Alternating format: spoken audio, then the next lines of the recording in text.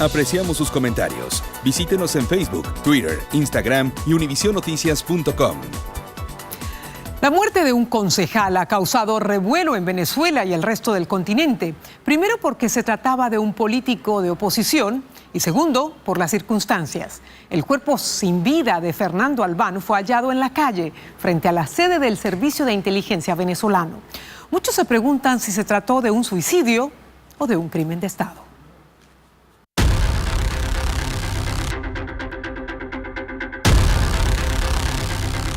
Este es el edificio del SEBIN, el Servicio de Inteligencia Bolivariano en Caracas, Venezuela.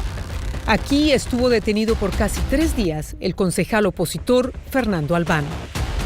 Albán fue encontrado muerto en plena calle en horas del mediodía el pasado lunes 8 de octubre. Yo lo describiría como una persona amena, de buena conversación. 2 semanas después de su muerte y lejos de haberse esclarecido los hechos, muchos se preguntan ¿qué pudo haber pasado?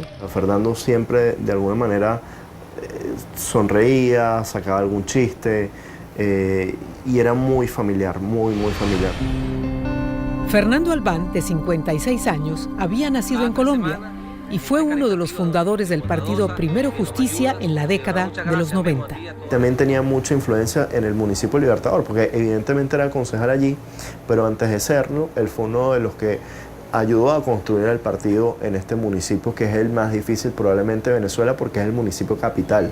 Según su amigo y copartidario Jesús Armas, su estilo no era enfrentar de manera permanente al partido oficialista de Nicolás Maduro. La principal actividad política de Fernando era con las iglesias, pero también era un trabajo comunitario. Cada fin de semana, él estaba a cargo de un proyecto conocido como la Olla Solidaria, que provee comida a los más necesitados. Todos somos responsables de todos para darle de comer un plato de comida caliente a personas en situación de calle. Por su actividad como concejal, Jesús dice que Albán trabajaba tranquilo y al contrario lo aconsejaba de mantener la cautela. Porque yo había estado activo con algunos temas de protesta ciudadana y él estaba muy preocupado por mí. El concejal Albán también vivía pendiente de su familia. Su esposa y 2 hijos abandonaron Venezuela por razones de seguridad y para abrirse nuevos horizontes. Fundamentalmente eso fue parte del tema de la diáspora en Venezuela. Para poder estudiar, para poder avanzar, para poder tener una vida próspera y una vida normal como ocurre en todos los países libres del mundo. Recientemente, el concejal había viajado a Nueva York para pasar unas vacaciones con su familia. Jesús recuerda que habló con él unos días antes de su regreso a Venezuela. Y la verdad es que su ánimo era muy bueno. O sea, de hecho, nos íbamos a reunir 1 o 2 días después de su llegada. Aunque eso nunca sucedió. A su llegada al aeropuerto de Maiquetía, en Caracas, el viernes 5 de octubre, el concejal Albán fue detenido por la policía. De inmediato lo trasladaron al SEBIN, acusado de estar implicado en el supuesto atentado con drones contra el presidente Maduro en agosto pasado. No pensó que hubiese una investigación hasta que el día sábado, pues que se pudo comunicar con sus abogados y con su esposa. Joel García, uno de los abogados que representaba al concejal Albán y una de las últimas personas que lo vio con vida, dice que se reunió con él en el juzgado. Lo vimos bastante cansado, con los ojos sumamente rojos. No había dormido toda la noche. El abogado García dice que su cliente no se quejó de malos tratos. Pero que sí le habían interrogado mucho, le hacían énfasis de que querían que él hablara sobre que Julio Borges estaba incriminado en el atentado contra el presidente de la República. Julio Borges es diputado y es otro de los fundadores de Primero Justicia y uno de los líderes opositores más reconocidos. Él se negó rotundamente por cuanto él decía que él no podía inculpar a una persona que no está metido en ello. A pesar de todo, dice que Albán se encontraba bien. Sabía que lo estaban involucrando en hechos que no tienen nada que ver, igual que a otras personas, y él estaba confiado de que no le podían probar absolutamente nada. El lunes 8 de octubre, el gobierno venezolano dio la noticia de que el concejal Fernando Albán había muerto. Según la versión oficial, se había quitado la vida. El ciudadano solicitó a Albán ir al baño y estando allí se lanzó al vacío desde un piso 10. Las causas por las cuales lo hizo, efectivamente vamos a esclarecerlas, las vamos a investigar.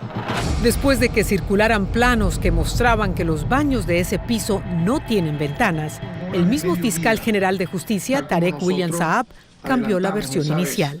Al momento del almuerzo, Albán se levantó abruptamente de la mesa diciendo que quería ir al baño. Eso nosotros lo explicamos. Él aprovecha esa circunstancia diciendo que quería ir al baño y corre hacia una ventana panorámica que se encontraba en el pasillo del piso 10 de la sede del SEBIN en Plaza Venezuela y se lanza al vacío. El fiscal añadió que el cuerpo tenía fracturas múltiples como consecuencia del impacto al caer. También dijo que no había evidencia de maltratos previos a la caída. El concejal Jesús Armas descarta el suicidio por completo. Que Fernando no era una persona capaz de quitarse la vida, y menos cuando ni siquiera sabía si iba a ser condenado, si iba a ser liberado, sin haber tenido su presentación. Entonces esto claramente fue un asesinato. Según él, a su partido le llegó información según la cual al concejal Albán lo torturaron. Las fuentes estas con las que tuvimos contacto del SEBIN nos comentaban que Fernando lo estaban sometiendo a profundas torturas físicas, lo ahogaron a través de inmersión, lo asfixiaron de manera mecánica con una bolsa en el rostro y además aplicaron electricidad sobre él. El concejal Armas cree que se sobrepasaron y lo mataron. Para encubrir esto lo lanzaron del piso 10 del edificio del SEBIN, que además es un piso donde es muy difícil pues no estar rodeado de policías, de oficiales. Y añade que el reporte oficial de la autopsia no es concluyente. Fue un procedimiento express. A las pocas horas de Fernando haber sido asesinado, vimos cómo le entregaron el cuerpo a la familia en la morgue. Inclusive dice que el reporte fue manipulado. Ha habido algunas fuentes que dicen que Fernando se le encontró pues agua en los pulmones, lo cual es un indicio de que pudo haber muerto en el momento que lo torturaban por inmersión. Una de esas fuentes es el ex coordinador del Servicio Nacional de Medicina, William Jiménez, exiliado en Colombia, quien tuvo acceso al reporte. Se observó que había agua en los pulmones. Eso fue uno de los resultados que arrojó la autopsia. Pero el contenido que fue transcrito fue alterado. Armas asegura que el concejal Albán estaba por abandonar la vida pública. Quizás, dice, esperó demasiado. Fernando no iba a la reelección, pensaba pues regresarse un tiempo a estar con su familia en los Estados Unidos y alejarse de la actividad política.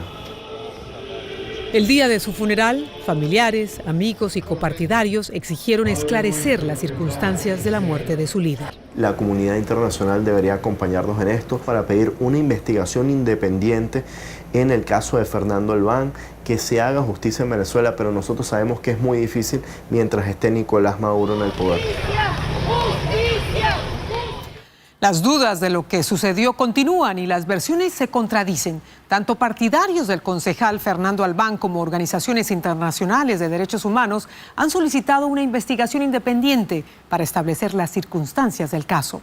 La embajada estadounidense en Caracas calificó la muerte de Albán como sospechosa y violenta. Volvemos después de una pausa.